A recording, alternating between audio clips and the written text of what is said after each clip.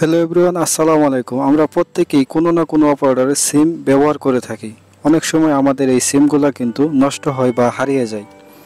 সিম যদি একবার নষ্ট হয় বা হারিয়ে যায়, সেক্ষেত্রে কিন্তু সিম রিপ্লেস করা ছাড়া আর কোনো উপায় থাকে না।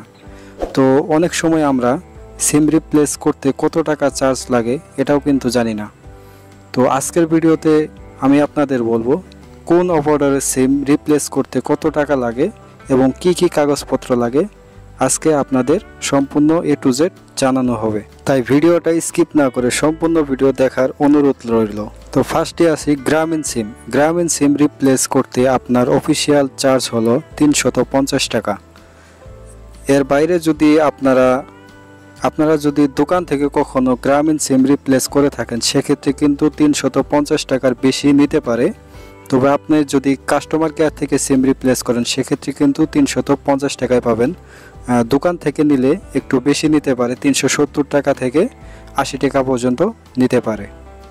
এরপর আসি বাংলালিংক সিম। বাংলালিংক সিম রিপ্লেস করতে আপনার চার্জ লাগে 350 টাকা। এর বাইরে যদি আপনারা কখনো দোকান থেকে রিপ্লেস করে থাকেন, সেক্ষেত্রে কিন্তু 370 টাকা থেকে 80 টাকা নিতে পারে। অফিসিয়াল চার্জ হলো 350 টাকা। এরপর আসি রবি এয়ারটেল। রবি এয়ারটেল একই কোম্পানি, সেহেতু দুইটার প্রাইস একই। রবি এয়ারটেল সিম রিপ্লেস করতে লাগে 250 টাকা।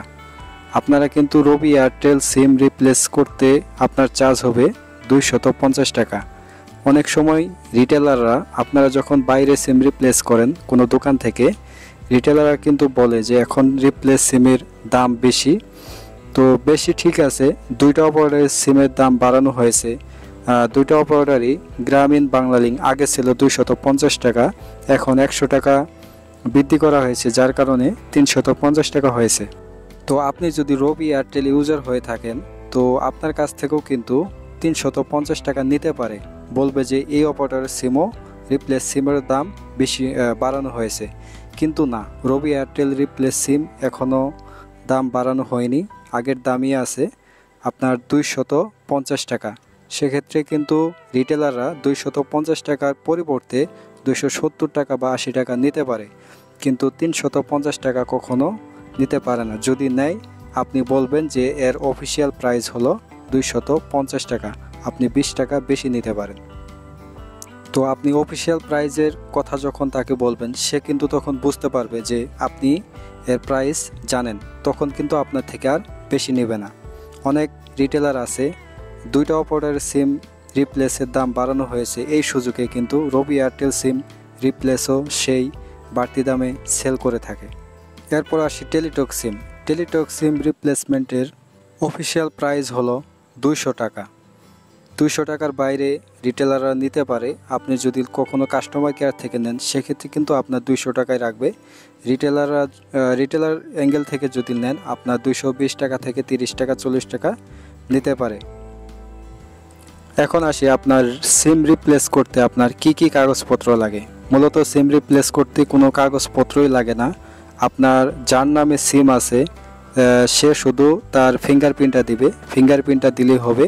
আর আপনার যে সিম হারাইছে বা নষ্ট হয়েছে, সেই সিমের নাম্বারটা বলতে হবে আর ফিঙ্গারপ্রিন্টটা দিতে হবে তাকে, যার নামে সিম রেজিস্ট্রেশন করা হয়েছে।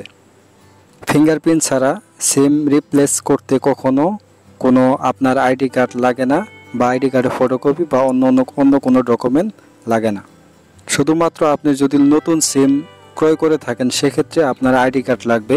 পুরাতন সিম রিপ্লেস করতে আপনার কখনো ফিঙ্গারপ্রিন্ট ব্যতীত আপনার আইডি কার্ড লাগবে না।